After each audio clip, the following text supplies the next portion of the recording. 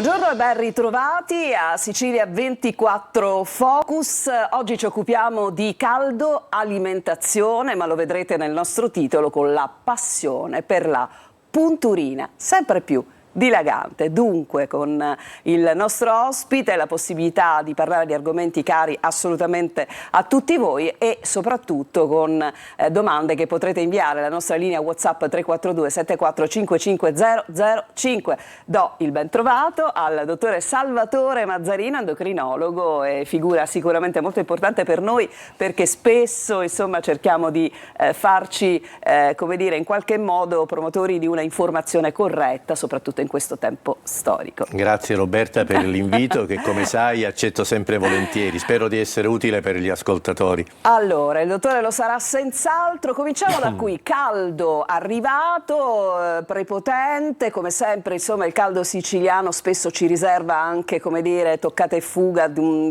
rialzo e poi nuovamente discesa delle temperature, tanta umidità. Cosa dobbiamo cominciare ad eliminare dal nostro frigorifero e dalle nostre dispense? Ma sai, hai detto bene, il caldo siciliano ci mette a dura prova nelle scelte che ci garantiscano il benessere a 360 gradi e inevitabilmente queste scelte passano attraverso anche un corretto stile di vita e quindi anche una corretta alimentazione.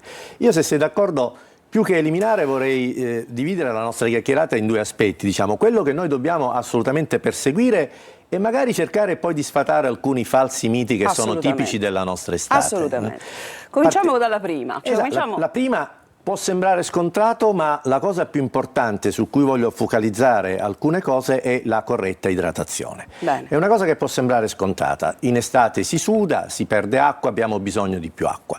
L'acqua noi la perdiamo con la sudorazione, ma la perdiamo anche con la respirazione. Se ci fai caso, noi respiriamo, più caldo c'è, più affannosamente. Certo. Questo ci fa perdere calore con la respirazione. Quindi dobbiamo naturalmente introdurre più acqua. Ma attenzione! Se noi bevessimo soltanto in risposta a uno stimolo della sete, noi non faremmo una cosa gradita al nostro organismo, perché quando noi abbiamo sete già il nostro organismo ci sta dicendo che è in sofferenza e in una parziale disidratazione. Quindi abituiamoci a apportare acqua non soltanto quando abbiamo sete, ma costantemente nell'arco della giornata, magari a piccoli boli, ma continui nell'arco del giorno. E come noi abbiamo la possibilità di capire se ci stiamo idratando in maniera corretta, esatto, se stiamo bevendo tanto, cioè, se stiamo bevendo al di là della sete, c'è un sistema molto semplice. Guardare il colore delle nostre urine. Se le nostre urine sono scure, vuol dire che c'è una concentrazione e l'organismo è in carenza di acqua. Se le nostre urine sono chiare, invece abbiamo una corretta idratazione. E qual è la fonte principale dell'acqua? A parte l'acqua, anche alcuni cibi su cui poi, se vuoi, possiamo anche addentrarci. Possiamo farlo subito. Quali sono questi cibi? La frutta e la verdura. L'estate ci mette a disposizione tanti ortaggi, tanta frutta che sono ricche di acqua. Ma attenzione però, non facciamo l'errore di affibbiare alla frutta e alla verdura il compito di completare la nostra alimentazione. Mangiare solo frutta e verdura è un errore. Allora, pasti frugali ma pasti completi. Dobbiamo sempre inserire una quota, per esempio, di proteine. Quindi in queste insalatone che possiamo fare al Lido, al mare, nei ristoranti, eccetera, mettiamo sempre una fonte proteica che può essere il tonno, può essere una mozzarella, possono essere dei semi, possono essere diciamo degli affettati quali la bresaola. Le proteine fanno sempre parte della nostra alimentazione. Prego, no, continui. a proposito della verdura, visto che abbiamo parlato di verdura e di frutta, ricordiamoci che la natura non colora il cibo a casaccio. La natura ci deve guidare anche attraverso i colori. Abituiamoci in estate, ne abbiamo la possibilità, soprattutto nelle nostre zone, a colorare i nostri piatti, perché più colori ci sono, più assecondiamo il nostro organismo di vitamine, di sali minerali e di fibra. Facciamo alcuni esempi scontati: il rosso del pomodoro, dei peperoni, ricco di licopene, l'arancione delle carote e delle zucche, ricco di carotenoidi importanti per la salute della pelle, il blu e il viola dei fichi, delle melenzane, che assicurano antocianine, quindi antiossidanti. Quindi variamo i colori della nostra tavola per un benessere a 360 gradi. Allora, cominciano ad arrivare le domande alla nostra linea WhatsApp, non avevo dubbi, dico già al nostro pubblico che tratteremo la questione, diciamo così, punturine, fra qualche minuto. Continuate comunque a scrivere, cercherò insomma di leggere il possibile al dottore. Durante l'estate, dottore, cambia il nostro fabbisogno calorico? Ottima domanda. Allora, si è convinti che in estate sia più facile dimagrire. Questo è uno dei falsi miti, perché si suda e quindi si dimagrisce. È chiaro ed intuitivo che il sudore non è grasso, sono acque e sali minerali. Chiaro. Anche magri, come purtroppo no. sudiamo. Il metabolismo in estate rallenta in maniera importante e, se mi consenti, cerco di dare anche una spiegazione semplice. Tu sai che la nostra temperatura corporea, indipendentemente dall'essere in inverno o in estate, si mantiene costante sempre intorno ai 36-37 gradi, perché abbiamo un ottimo sistema di termoregolazione che dipende da ormoni, dipende dalla circolazione sanguigna. In estate, quando la temperatura climatica supera la temperatura corporea, cosa che a Catania in Sicilia avviene molto spesso, perché i 36-37 gradi e anche di più si percepiscono spesso, noi sudiamo, disperdiamo calore e quindi dal punto di vista energetico della termodinamica siamo una macchina passiva. Mentre con il freddo, quando noi siamo costretti per mantenere la temperatura corporea a 37 gradi, produciamo calore, tremiamo, abbiamo l'oripilazione della pelle, tu pensa che spendiamo il 20-25% del nostro metabolismo solo per questo. Quindi a parità di introito calorico, mangiando le stesse cose in estate e in inverno si dimagrisce più dell'estate.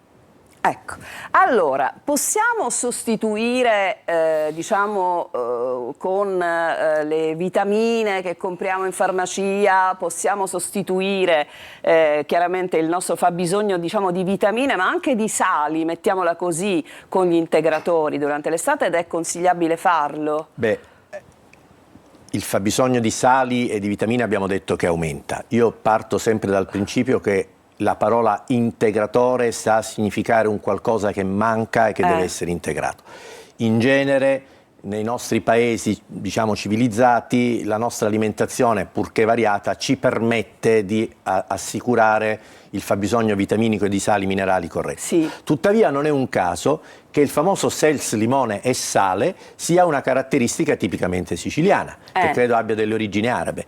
Noi sudiamo, quindi il sels limone e sale apporta acqua, vitamine e minerali.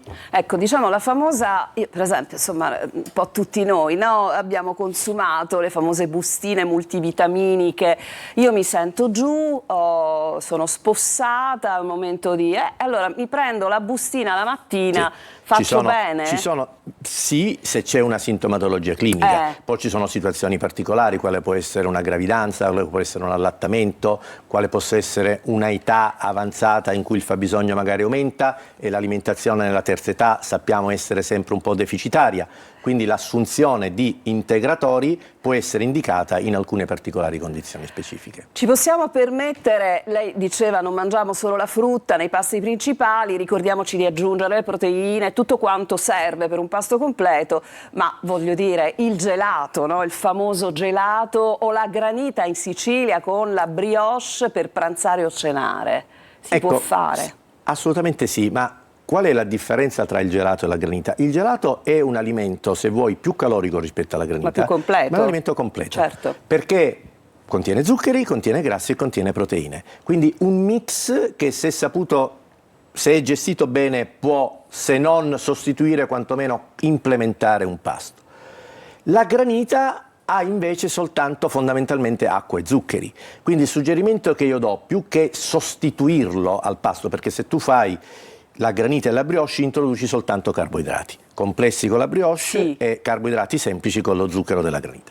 Io consiglio sempre di utilizzare la granita più che altro come un dessert. Se io sono a mare, prendo al lido una fetta di pesce spada, un'insalata di bresaola e rucola e poi aggiungo la granita magari alla frutta, ecco che inserisco tutto quello che mi serve senza andare a stimolare eccessivamente la secrezione insulinica. Ne abbiamo parlato altre volte, l'insulina è un ormone che fa ingrassare, quindi se io metto solo zuccheri e produco solo insulina, dal punto di vista delle calorie sono poche, ma dal punto di vista dell'ingrasso invece è una mannaia. Allora, abbiamo parlato in altri appuntamenti con il dottore Mazzarino della dieta chetogenica, dell'alimentazione appunto chetogenica. Lei più volte insomma, mi aveva espresso un commento positivo, no? Su questo tipo di alimentazione. In estate è un po' più difficile fare la chetogenica per qualche motivo X, o è consigliato continuarla se si è... No, io direi, ho passato nella mia vita professionale vari step, sono passato dal nemico numero 1 della chetogenica, poi approfondendo l'argomento invece sono uno che ne prescrive abbastanza,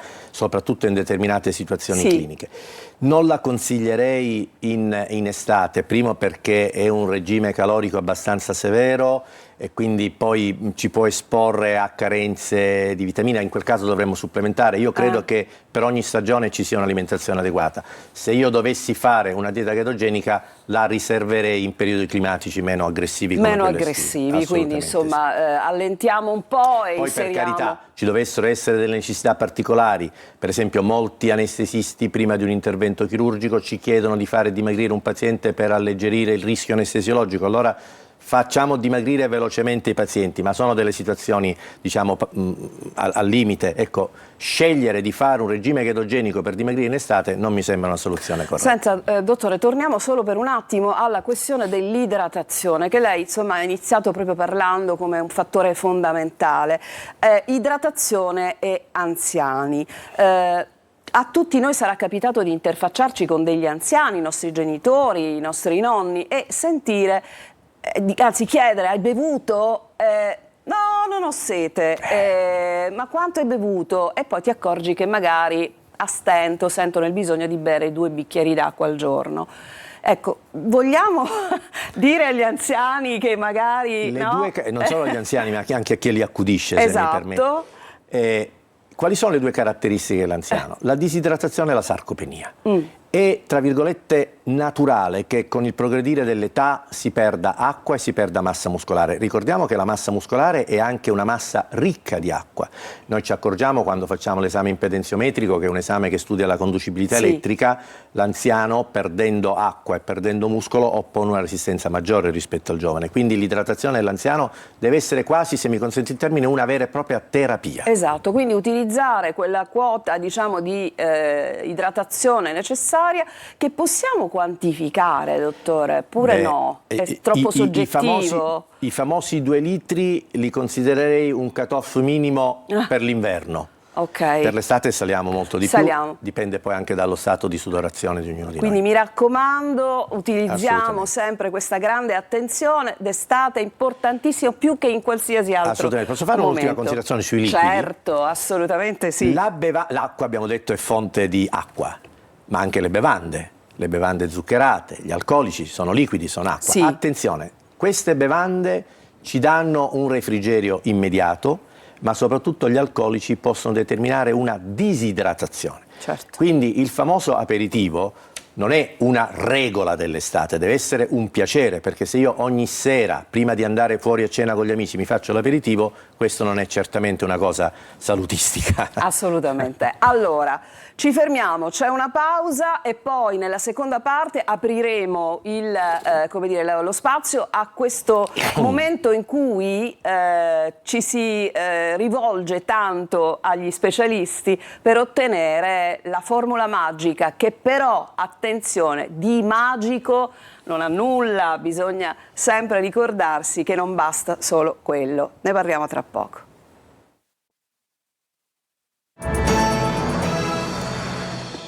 Siamo tornati al nostro focus con il dottore Salvatore Mazzarino. Faccio una premessa. Ricordo sempre che è anche un abile scrittore e quindi noi lo rivedremo la prossima volta non solo per i suoi consigli preziosissimi inerenti all'alimentazione, ma anche per applaudire un nuovo libro che so sta per essere sfornato. Tremate. Ottobre dovrebbe essere, insomma, la data prevista. Ci saranno tante storie particolari di tanti pazienti particolari. Va bene, allora torniamo alla nostra puntata. Ho detto le punturine, ma è un modo, una volta si parlava delle punturine soltanto per quanto concerneva la medicina estetica, no? Invece adesso parliamo di punturine che riguardano invece un altro mondo, il mondo di farmaci utilizzati per il diabete di tipo 2, ma che invece hanno trovato un riscontro molto importante anche in fenomeni legati alla al dimagrimento in particolari casi. Partiamo da lì. In quali casi? Io voglio innanzitutto dire una cosa, che quest'anno mi accingo a festeggiare 39 anni di attività lavorativa e mai mi sono trovato dinanzi a un fenomeno farmacologico così importante, così efficace e, se vogliamo, anche abbastanza scevro da effetti collaterali, se, come dicevi giustamente tu, utilizzati sotto stretto controllo medico. Certo. Fatta questa premessa, il farmaco non può essere indiscriminatamente prescritto a chiunque. Bisogna avere un BMI superiore a un certo valore, il BMI è il rapporto tra il peso e l'altezza, o bisogna avere delle patologie che si associano all'obesità. Sappiamo che il grasso è un fattore di rischio per sviluppare patologie importanti, cardiovascolari, metaboliche, anche oncologiche. Abbiamo avuto modo di parlare di questo anche in altre trasmissioni.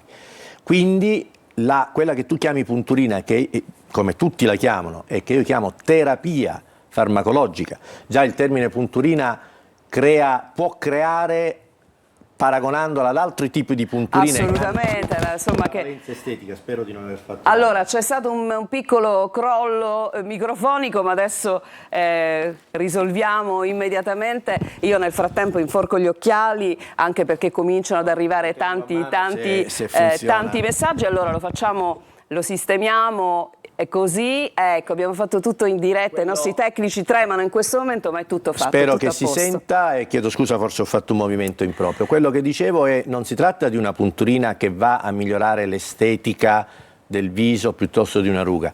È una terapia farmacologica che ci deve permettere di tenere lontano i rischi a cui facevo riferimento prima. È una terapia farmacologica, ogni farmaco deve essere prescritto, non esiste l'autoprescrizione. Difatti, teoricamente, dovrebbe esserci una ricetta medica, il farmacista deve ritirare la ricetta e quindi, se io la voglio ricomprare, devo rifarmela scrivere dal medico. Alcuni pazienti, che sono i pazienti diabetici, che hanno uno scompenso particolare, che hanno un'emoglobina glicata superiore a 7, possono usufruirne attraverso il piano terapeutico, quindi non pagano il farmaco, mentre a tutt'oggi nell'obesità il farmaco non è prescrivibile ed è a pagamento a carico del paziente, ed è uno degli aspetti dolenti della terapia. Sì, ci ritroviamo 6 mesi dopo a dire esattamente la stessa cosa, cioè lei si duole del fatto che quella dell'obesità non sia una grande arma a disposizione dell'endocrinologo, dell'internista, del diabetologo. Purtroppo l'efficacia è limitata dal costo, perché, essendo molto cari, questi farmaci non sono diciamo alla portata di tutte le tasche. Allora, naturalmente il nostro riferirci alla punturina era ovviamente funzionale al nostro titolo breve, certo. Ma è cambiato qualcosa anche nella somministrazione in questi mesi? Allora, esistono due tipi di somministrazione, dipende questo dalla emivita, si dice, del farmaco.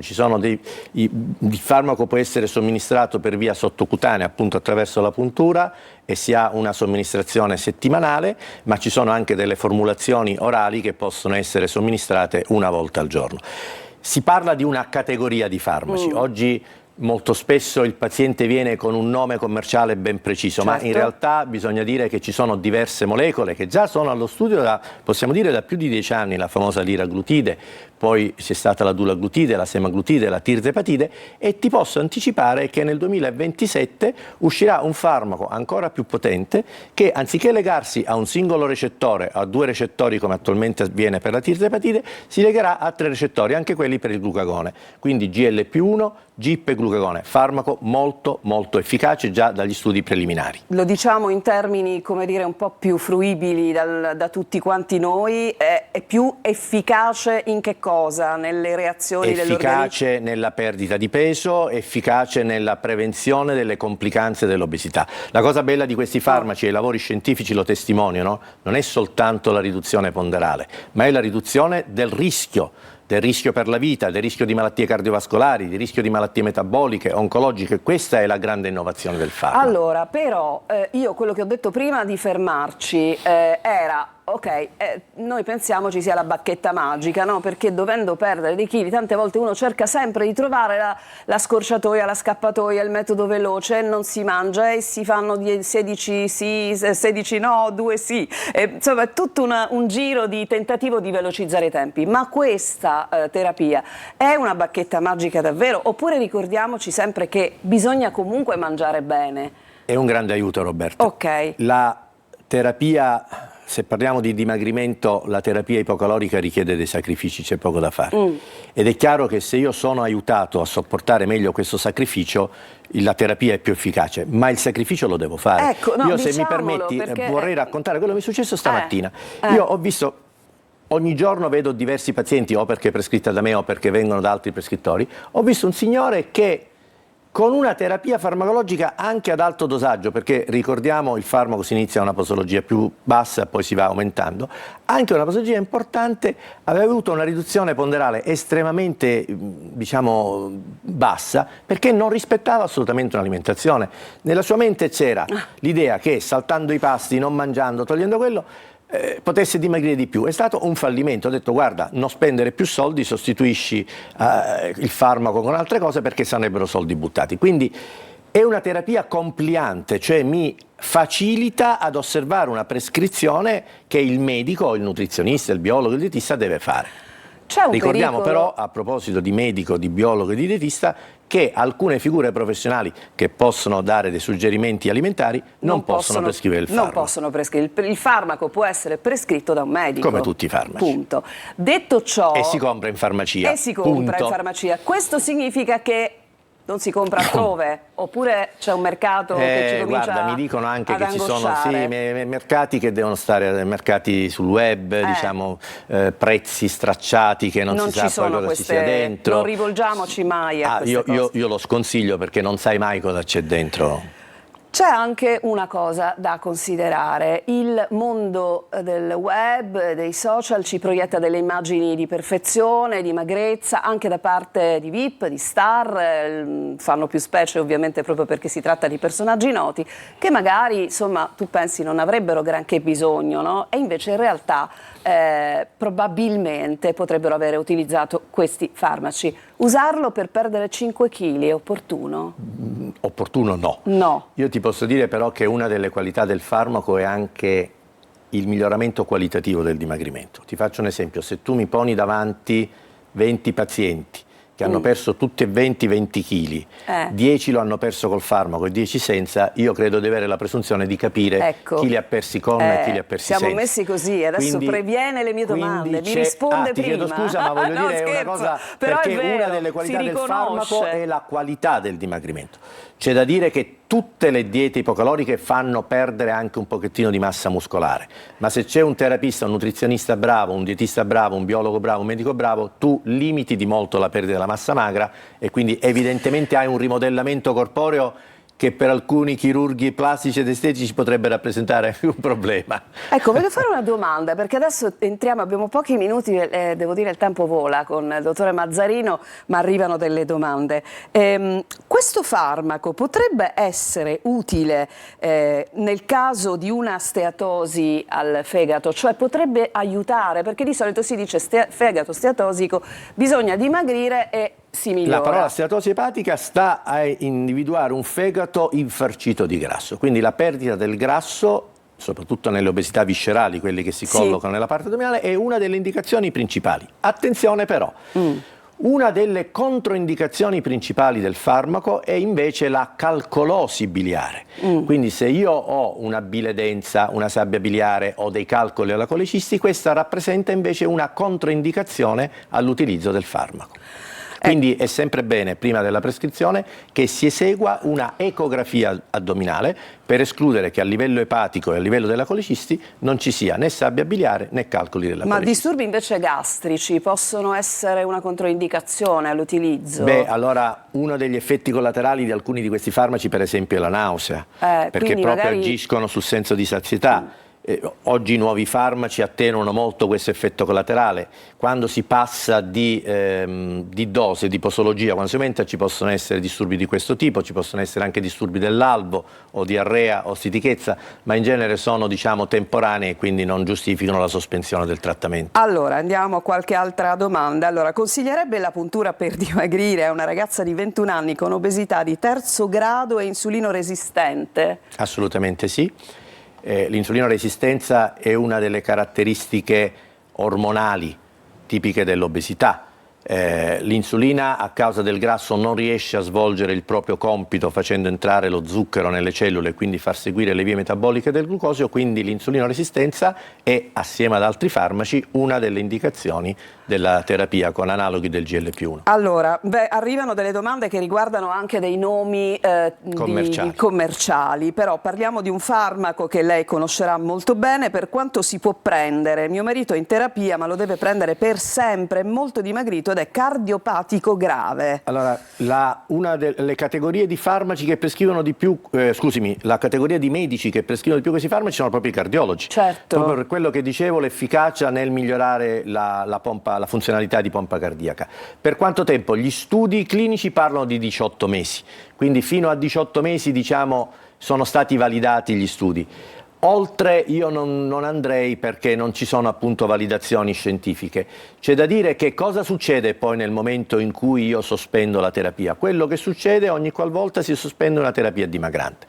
Quando io sospendo la dieta, se non sto attento riprendo i chili, a prescindere che li perdo col farmaco, con la terapia anche di chirurgia bariatrica. Noi abbiamo un sacco di pazienti che si sottopongono a interventi di chirurgia bariatrica, la sleeve gastrectomy, il bypass, che poi, se non stanno attenti, riprendono progressivamente. Questo per una sorta di memoria metabolica che la cellula adiposa ha. Quindi alla sospensione del farmaco non abbandoniamo tutto e seguiamo sempre delle direttive da parte dei nostri colleghi. Allora, un'altra domanda che riguarda il medesimo farmaco, diciamo una volta utilizzato, dopo un po' mi sono aumentati i valori relativi a lipasi e amilasi. Devo sospendere? Assolutamente sì. Perché amilasi e lipasi, che devono essere periodicamente controllati durante la terapia con questi farmaci, sono un campanello d'allarme che il pancreas comincia ad essere sofferente. E una delle complicanze più gravi della terapia dei farmaci è proprio la pancreatite acuta. Quindi il monitoraggio con lipasi e amilasi serve a capire quando è il momento anche di sospendere. Se la colecisti è stata tolta posso fare il farmaco? Qui è dibattuta, io posso dire quella che è la mia strategia. Io forse sarò un po' codardo, ma io a chi è senza colecisti non lo prescrivo. Tuttavia ci sono colleghi che magari con l'utilizzo di fluidificanti biliari, con un monitoraggio attento di amilasi e lipasi, ci sono colleghi che lo prescrivono, ma sempre con attenzione però. Dobbiamo chiudere, abbiamo finito il tempo. Peccato. Lo so, perché qua continuano ad arrivare messaggi e quindi mi sa che la dovrò disturbare ancora e quindi parleremo ancora di questo argomento meraviglioso, no? Che è il mondo dell'alimentazione, della cura da parte di un endocrinologo di grande livello come il dottore Marzarino nei confronti di tutti i suoi pazienti. Grazie a voi per averci seguito. Il nostro Sicilia 24 Focus tornerà domani come sempre dopo il TG alle 14:30. Buon pomeriggio.